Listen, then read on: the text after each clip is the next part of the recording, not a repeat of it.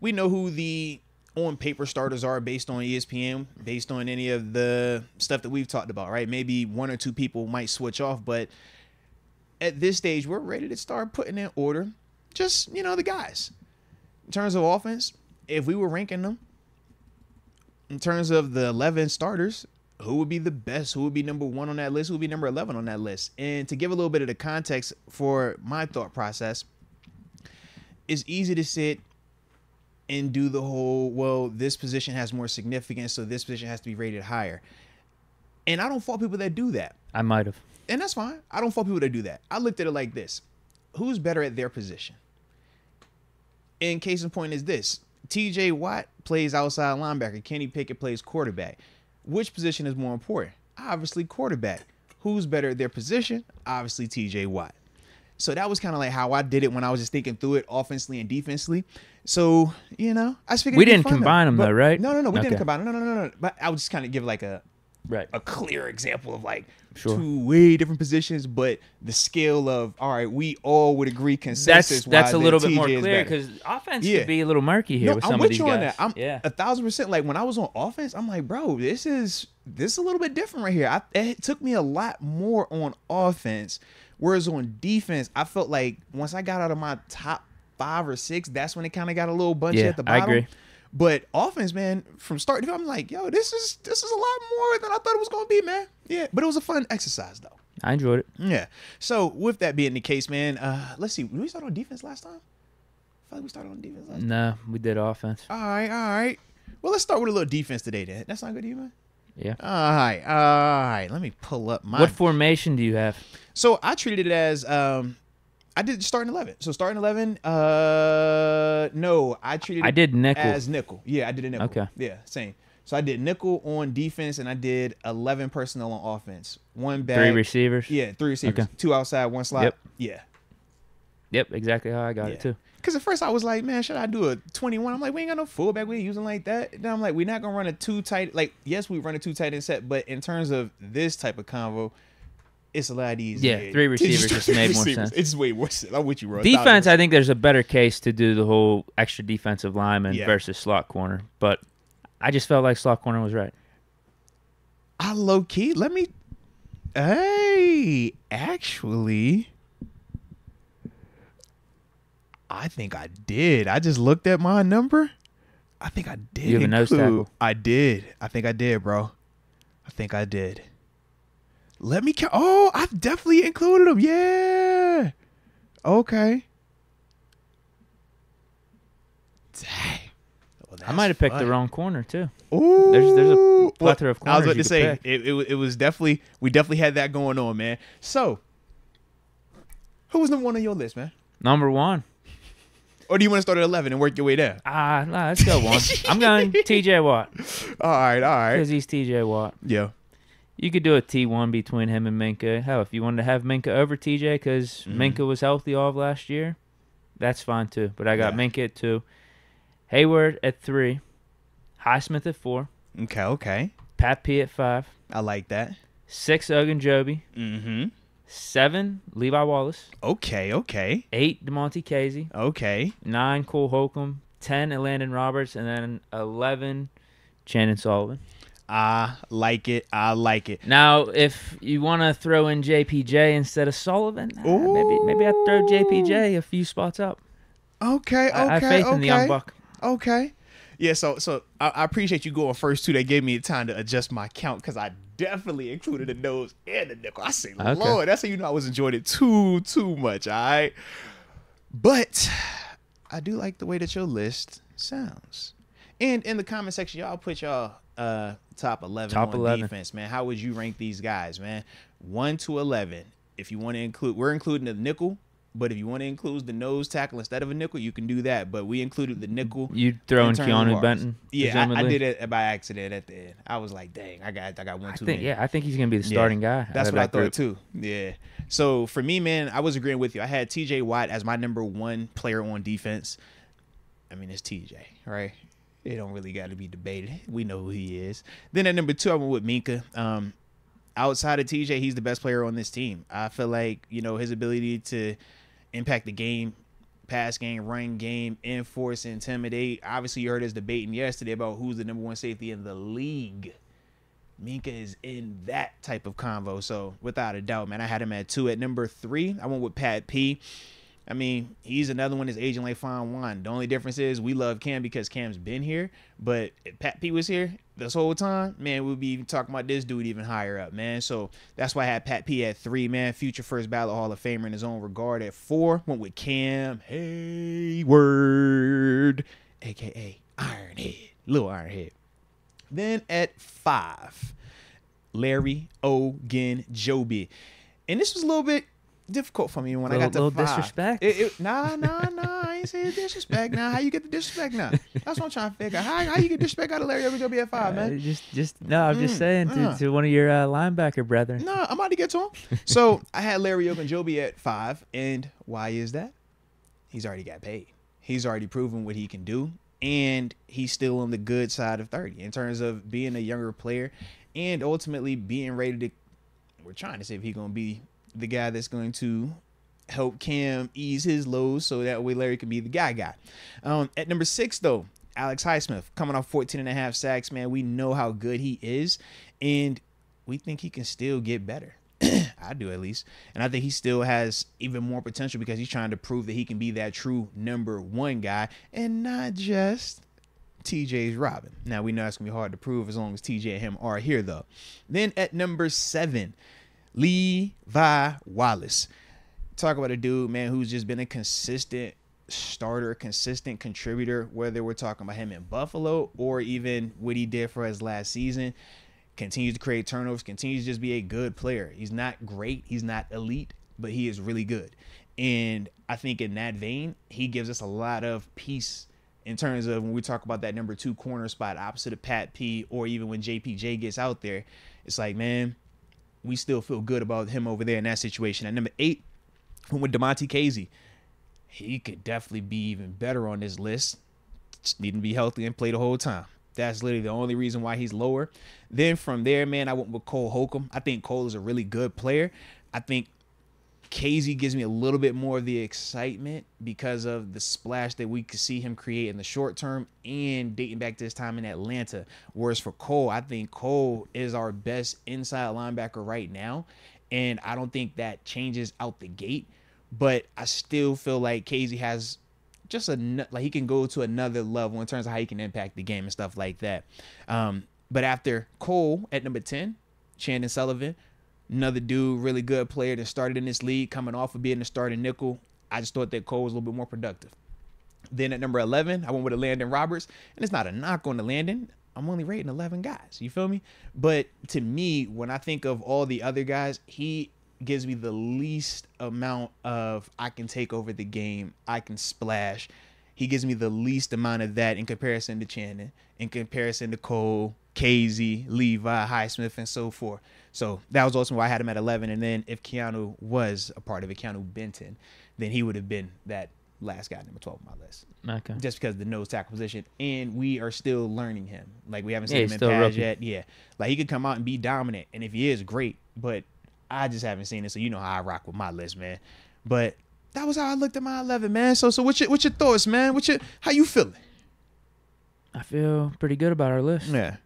I guess our big discrepancies, Highsmith, but not. Yeah, actually, you got him at 6. I got him at 4.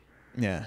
You got Pat P a couple higher than me, which I got no problem with. I was back and forth between putting Pat P at 4 over Highsmith. I just went Highsmith coming off of the 14.5 sack season in his prime, that type of mentality. Well, because this is my thing. I love that thought process, and I'm with you 1,000%. My only hiccup was Pat P's coming off of 15 PBUs, 5 picks. Yeah. And we know a lot more about Pat P and his body of work. Whereas for Highsmith, he's still proving it, right? So to speak. And to me, that, like, the allure of a Pat P and knowing that he was coming off of still another highly productive season, that's what kind of carried him for me to have him a little bit higher. Ultimately, that was why I had Highsmith bumped down, because even though Highsmith, I love his game, Cam and Larry, I still feel like, especially Cam, I feel like he's still further along in this process. And rightfully so. He's an all pro trying to be a Hall of Famer. You know, we're going to be screaming like son of a guns over here, but he's doing what he's supposed to do on his part. I just think for Highsmith, he's on the front end of all of that. And Larry is like smack dab middle to back end of it. But that's kind of how I looked at them dudes. But I don't hate how you had it ranked though, honestly. Yeah, I guess with Pat it, P, I'm just thinking for that position, specifically corner. Yeah. You might just see some natural regression because of his age. Whereas Cam, we're seeing him age like fine wine. Yeah. Now with Pat P, I pray to God that doesn't happen. Well, my thing is for both of them, I'm just like, which one falls off the cliff first? Whereas with Highsmith, he's in his prime. Yeah. You know what I mean? He's, absolutely. What is he, 26, 27? You bring up a great point. Absolutely. And I think the conversation would be different too if we're saying, for me, this is more than just this season. If we're talking about we got to look into the future with this, we did the whole core exercise. I think that's a different convo. Yeah. Pat P, I probably don't look at him the same, or even Cam the same. But we're talking about, for me, just in a vacuum, one season look. I'm like, yeah, I ain't tripping on Pat P being a little bit higher than that. Even though, like I said, Highsmith is definitely, we feel like he's about to go here to that next level. Kind of like when we talked about Casey. It's like Casey was low on both of our lists, so to speak. But if he I feel like we probably got him higher than most people would. Which is crazy though, because I still feel like he's low. I feel like he's low on our list. Because I had him at 8. We got good guys ahead of him. We got him at the same place. Yeah. We got Levi Wallace at it. Like you got to give respect to Wallace. Levi's a good season player, man. Absolutely, and was healthy. I keep saying he had 3 picks. Did he actually have 4 picks? He had 4. Yeah. He dropped 1 or 2 as well. He had 4. Mm-hmm. Only game he got burnt on was the Bills game. Like, I don't remember him getting burnt any other game. He was solid for us. It happens to a lot of people when they play Buffalo. They had inside information on him. He had inside information on them. He didn't have good help either. We were very hurt in the secondary that game. That was the day that I was laughing. I'm just like, all right now, if Levi cooked, they gonna all say Levi had inside info. And if they cooked Levi, they gonna say he was point shaving. God dang. And when they start going to Levi, I say, yeah, that's the matchup we was looking for, baby. Just circle that one, because that's, you don't want him on him. Yeah. Everyone was getting burnt that game. I don't think it was specifically Wallace. It wasn't. You spread it around. You guys spread the wealth. James Pierre was trying to throw the game. Wasn't that Trey Norwood that got torched first series of the game on 3rd down? Yeah. For the night, was it 99, 90 yards? Yeah. It was looking so good. It was Gabe, yeah. Because didn't the Bills botch up the kickoff on that? Something happened where they were basically on their 1 yard line. Yeah. It's 3rd and 14 or 3rd and 15, and I don't know what the hell Trey Norwood was doing. He got caught. He got caught, a little less than ready. It happens, though. It happens, especially for a team like that. But that's the element that we're trying to add to our game. That explosive, quick strike element. Because as we've talked about and as we felt in that game, that was kind of what changed the whole dynamic of it. Because at that point, it was still back and forth. It was still competitive. We still felt good about it. That play made it feel like, dang, all right. But it'd be like that sometimes, man. If JPJ's in here instead of Sullivan, do you bump him over Landon Roberts or Holcomb? No. For me, man, this is simple. If you're a rookie, you're at the bottom of my list. Is that so? Just because it's like, if I look at JPJ, I haven't seen him make one NFL play just yet. Whereas I've seen Landon Roberts. Yeah, didn't he have 100 tackles last year? Absolutely. He started and has balled enough to get paid.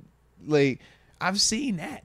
Chandon Sullivan, even though we don't look at Chandon Sullivan as like a great player, it's like, bro, he's still like, these are all good NFL quality. Roberts had 107 tackles and 4.5 sacks last year. Think about, we said we got DeMonte Casey at 8. You even said you think that people would have him lower. This is a man that has led the NFL in interceptions before. You see what I mean? So we talk about just throwing a rookie up ahead of it. That's my whole thing. I'm like, yeah, I can't do that. It's no guarantee that you even going to do that. And he's 8 on my list. I was thinking maybe over the linebackers. Yeah. But he had 100 tackles, bro. Yeah. And has done it multiple. And that was my thing, too. I said, if he was like a one trick or it just happened one season, that's one thing. But I'm like, this dude done been consistent at multiple spots, man. But I do like the young boys. The young guys can ascend my list very quickly. Right. Very quickly. But I just got to see it. Just got to see it, man. Yeah, I could see Benton being on the middle of the list. Come this on list now. at some point. If he does what he's supposed, I feel like because he's gonna be a stud. Think about how we looked at Tyson. Think about when Tyson was healthy that first year. And we're like, bro, Tyson is like cooking in the interior part. Or Javon Hargrave early on. We're like, bro, this little dude right here is cooking folk at this nose tackle spot. Keanu is capable of doing the same things, different style because of his body type and things like that. But he is definitely capable of being a disruptor. And if he does do that, man, we talk about Cam Hayward as if he plays corner or as if he plays like a sexy position. He's a D tackle. But that type of production, absolutely how you at the top of the list, man. So, Keanu definitely got a chance, though, man. He definitely You want to go to offense? Well, or do you want to read chats? Let's look into some of the chats real quick, man. See what they got to say, man. Put your top 11 if you haven't yet. Yeah, or defense. Man. Defense. 1 through We'll 11. get to the offense. Yeah, if you got your top 11, give them some time. I feel like the chat's on vacation right now. They low-key might be. Oh, we got one. Vinny Iguakin. He's got TJ 1. Okay. Minka 2. Cam 3. 4 Pat P. 5 Highsmith. 6 Larry O. Casey at 7. 8 Levi Wallace. 9 JPJ. This is what I was talking about. 10 Holcomb and 11 Roberts. All right. Yeah, I mean, that's 100 tackles and 4.5 sacks. Like, and we just guaranteeing the second round rate. Not even, he wasn't even in the top 10. And I love JPJ, but it's like that's the part that's just crazy to me, man. That's something. Yeah. Yeah, that's still pretty good. I know we're looking for the Reuben Foster, Isaiah Simmons, but you catch what I'm saying? Sometimes you can play ball, you can play ball. You catch what I'm saying, right? You people picking up what I'm putting down, man.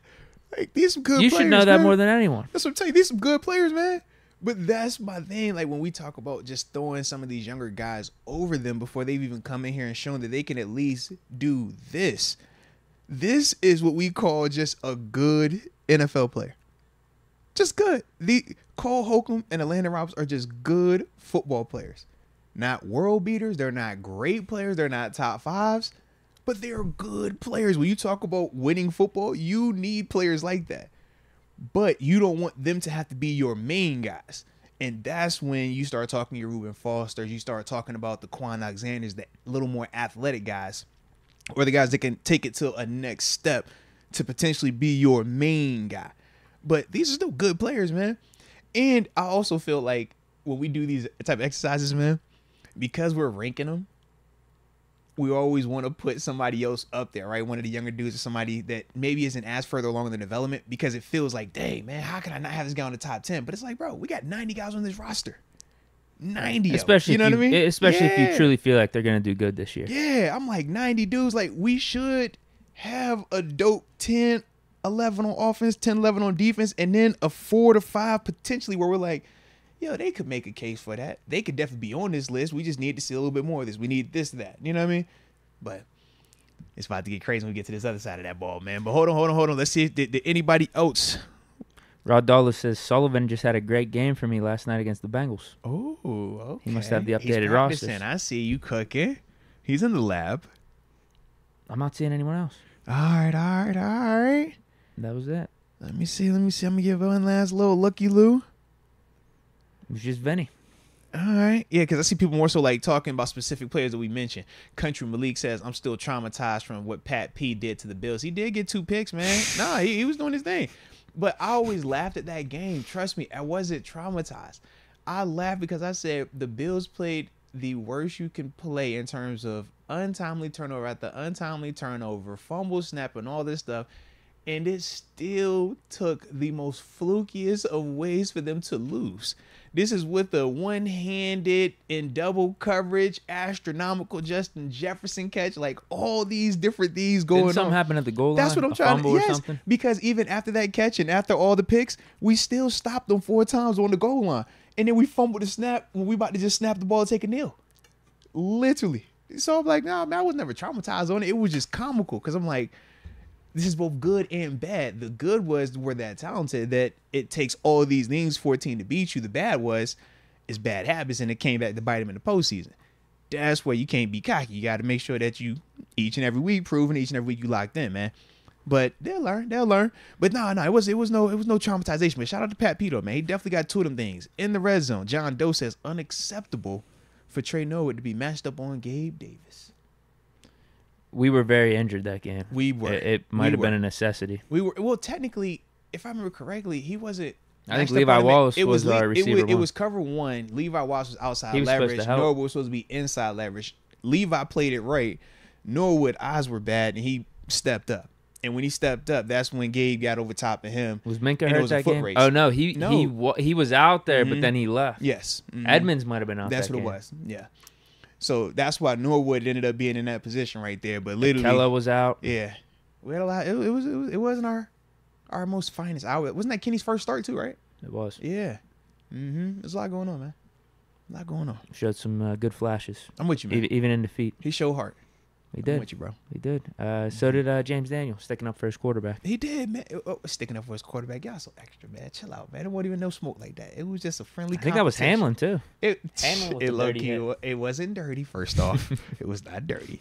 All right. And I remember after the game, he even said, that's my teammate. And then Kenny was like, that's my guy. So it was nothing dirty about it. It was just physical. That's the type. When you got two teams like that playing, though, you know, I say two powerhouses, two juggernauts, two perennial playoff contenders. It's gonna be that type of clash. Yeah, I get what you're saying. There's a rivalry there. I did not say it. In fact, I said everything but the R word. Actually, Tito Whitaker, he's got his defense once. TJ, Minka, Cam, top 3. Pat P at 4. Larry O at 5. Highsmith at 6. Okay, he's looking on Highsmith. Okay. Casey at 7. JPJ at 8. Over Levi. Levi at 9. They say, yo, Levi, Holcomb we don't respect at 10. it. Benton at 11. He doesn't even have Roberts. This is crazy. But he's got a little bit of a different formation here. Maybe, you know, as long as he ain't running that 3-3-5 at West Virginia, we good, man. I need base defenses or nickel defense. I think I saw Big Noriega. Yeah, he actually combined the defense and offense. He goes Minka, TJ, Cam. Okay. GP at 4. Okay. Pat P at 5. Muth at 6. Holcomb at 7. Okay. He likes Holcomb. Najee at 8. He like 7. He like DJ Cole, and Austin is the last 2. He like Cole at 7 on a combined list. That is wow. Yeah. Yo, shout out. I can't personally say that I would have him. Where's Kenny? You know what I'm saying? Where's Kenny? You notice there was no name up there, right? You peeped that. But he had GP at 4. He has Calvin Austin above Kenny. He has GP at Come on, 4. man. I said, oh, I talked crazy then one time. But no, we'll get to it. I did see D. Finn. He says he had TJ at 1, Minka at 2, Cam. Then he went Larry Ogunjobi at 4, Highsmith at 5, Pat P at 6. Then he goes Levi Wallace at 7. And I think his list cut off. All right. But yeah, so wait, say that again. So TJ, Minka, Cam, Larry, and Highsmith. Then he has Pat P. Then he went Levi Wallace. He said he didn't care about the rest, basically. He's like, put them other ones wherever you want to put them at. You rank them. Okay. Ooh, this is a good one. Well, we kind of agreed on this yesterday. Rod Dawes says JPJ is definitely not starting the year off. Laughed my ass off. I would agree, man. I don't think he needs to, though. I think it starts. I think he's gonna play a little bit. No, he's gonna play. You're gonna see him out. He's the first corner. He'll be the 4th corner off the bench. He's the dime corner, I think, starting out. Because your 2 outside guys, you're starting with Pat P and Levi Wallace. I think Chandon Sullivan definitely is the starter at nickel in terms of day 1. But then after that, JPJ is gonna rotate in. He's gonna get opportunities whenever. Is, you know, one of them obvious pass situations. He'll be that 4th corner to definitely come on. But do not be surprised when we start to see him rotate in with like a Levi Wallace. Or if they try to rotate him in there with a Chandon Sullivan in the slot. I just wasn't sure if they wanted to have him getting his first set of action in the slot at this level, because those are different type of players. And for him, his frame, he's definitely built for the outside. Yeah, maybe you move Pat P on the inside or something. Yeah, it's just a different game, man. Drop KZ down. You do some creative stuff. Right. And not saying that he can't play in there, but you don't want him to live in there. He's an outside corner. So I just think that you'll see him getting rotated in that earlier portion and stuff like that. And then by mid-season, end of the season, we'll see what it is. You know, obviously injuries got to take into account. But if everyone is healthy, I do feel like it's Pat P and Levi to start it out day 1. I feel like they're going to treat JPJ like they did Claypool in Claypool's rookie year. Didn't Claypool first game get like 20%, 30% of the snaps out there? You saw him made some plays. Then Denver game, he went absolutely off, had the 80-yard bomb. And then, he just started to get incorporated more and more the more he made plays. So JPJ, same way. All right, we'll ease him in there 20% of the time, 30% of the time.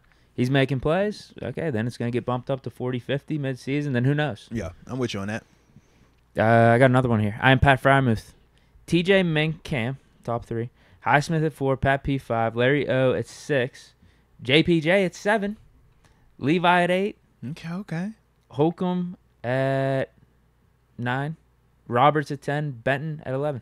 I like it. No Casey. I like it. Okay. Now, Rod Dollar also brought this up. He says that JPJ, he said he would get some burn if Pat P shows he can't keep up with those speedy, twitchy dudes on the outside.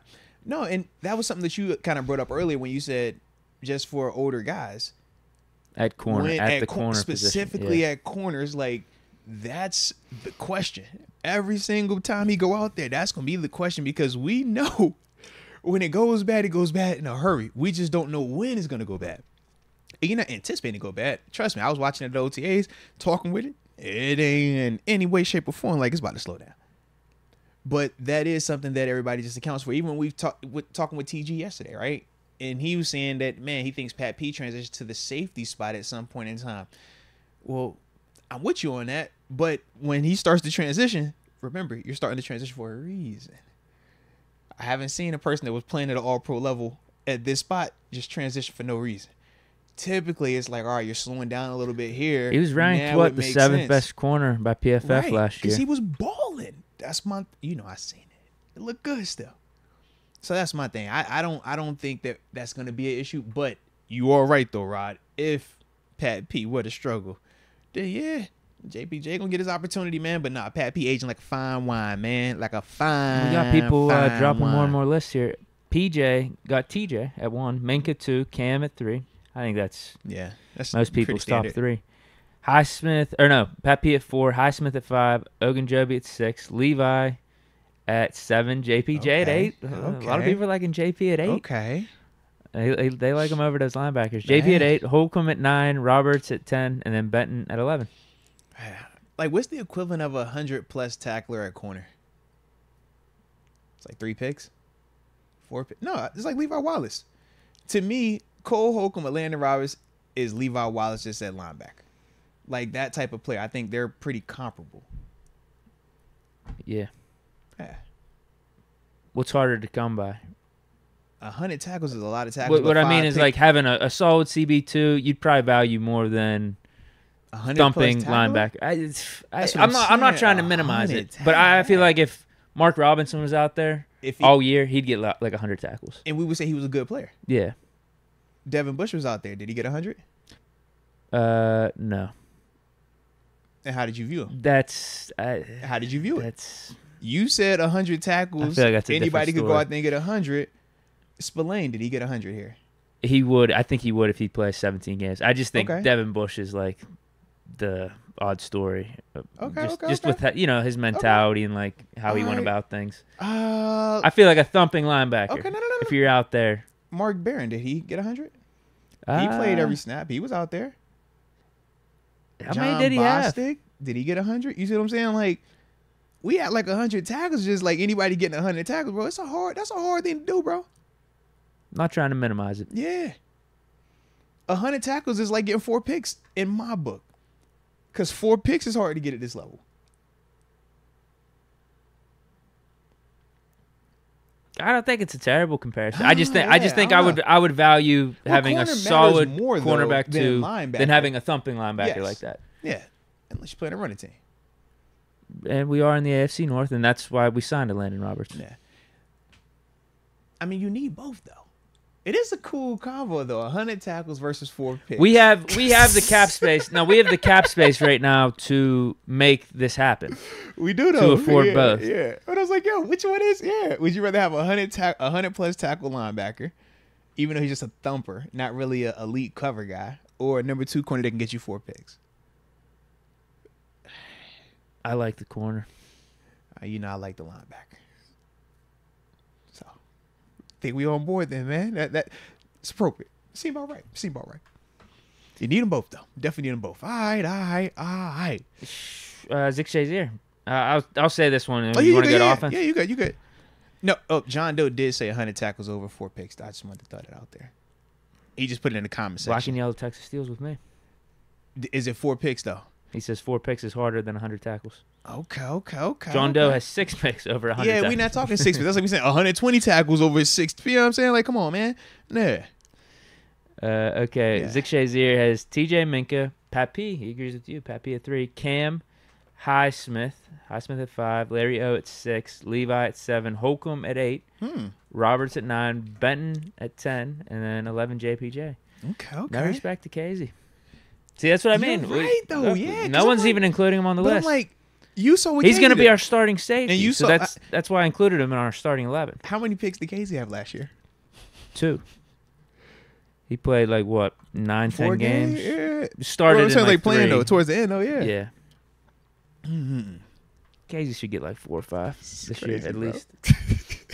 I hope that over under comes out and they got it at like 2.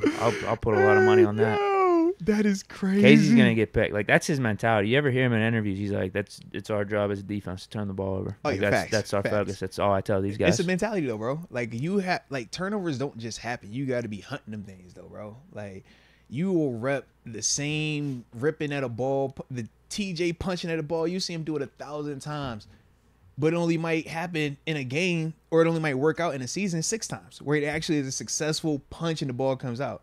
But you gotta have that mentality of even if it doesn't come out, that's what I'm hunting every single time. So when you hear Casey talk like that, like that's definitely what you want, man. Absolutely. Bart Basquiato says Casey will lead us in picks. I like that take. Casey, I like that take. Okay. Now Rod Dollar says Levi Wallace is gonna lead us in interceptions this year. I like that one too because you know he's gonna get action. Ooh, They ain't who throwing would be that the Pat favorite? P. I mean, Minka's Lead- got to be the favorite again, right? To Like, lead us in picks if going into the season, he'd probably be the odds-on favorite. I think he Because had he's the like best 4 and player. 5 last 2 Yeah, years. he's the best one in the secondary. Yeah. It's weird. I want to say Pat P, but I feel like Levi's gonna get more opportunities. Cause if I'm looking out here, this is Pat P, and that's Levi Wallace. Where do you think I want to throw the ball at? That one. If this is Pat P and that's JPJ, where do you think I want to throw the ball at? That one. So I just feel like they're gonna get more opportunities. So I'm gonna go Levi. But Pat P gonna be cooking. Pat P always cook. I like that, Casey. Cool. I like that. Let's get it. Let's get it. Dog. That's fire. Go to offense. Let's do it, man. Let's do it. So now, ladies and gents, hit that like button one time for the defensive side of that ball. All right. If y'all ain't done so just yet, don't forget to subscribe if you have not done that either.